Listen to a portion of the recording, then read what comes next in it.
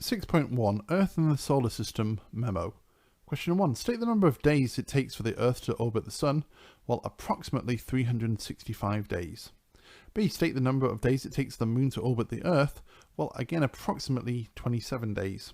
C. Given that the Moon's average radius is 3.84 times 10 to the 8 meters, find the average orbital speed.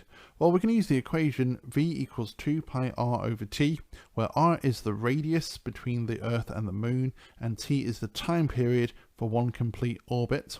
And we find if we put the values in, we get 1034 meters per second. Name the 8 major planets in the solar system in order from the innermost planet to the outermost planet. Well, it's Mercury, Venus, Earth, Mars, Jupiter, Venus, Uranus, and Neptune. B. How does the accretion model explain why the 4 inner planets are rock-based, whereas the 4 outer planets are gas-based?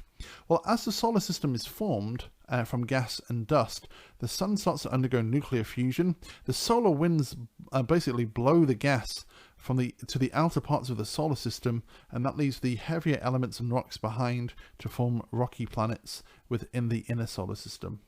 Question number 3. A space probe orbiting the planet Jupiter 7.7 times 10 to the 8 kilometers from Earth sends a radio signal towards a receiving radio telescope. Calculate the time it would take for the signal to reach Earth in minutes. Well, firstly, the speed is distance over time, so time is distance divided by speed. Now, you're expected to know in your syllabus that all electromagnetic waves travel at 3 times 10 to the 8 meters per second. It will not be given to you. They will expect you to know it. Okay, so now we're going to do distance divided by speed. So 7.7 times 10 to the 11 divided by 3 times 10 to the 8.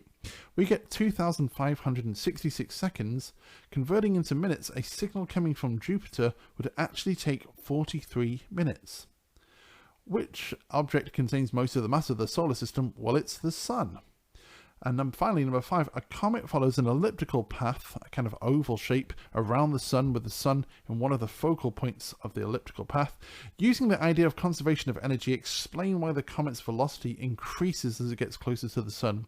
Well, what's happening is gravitational potential energy is being converted into kinetic energy, and as the object is getting closer, the gravitational potential energy will decrease and it will actually become kinetic energy, and in order for that to increase, the object's velocity is going to have to increase.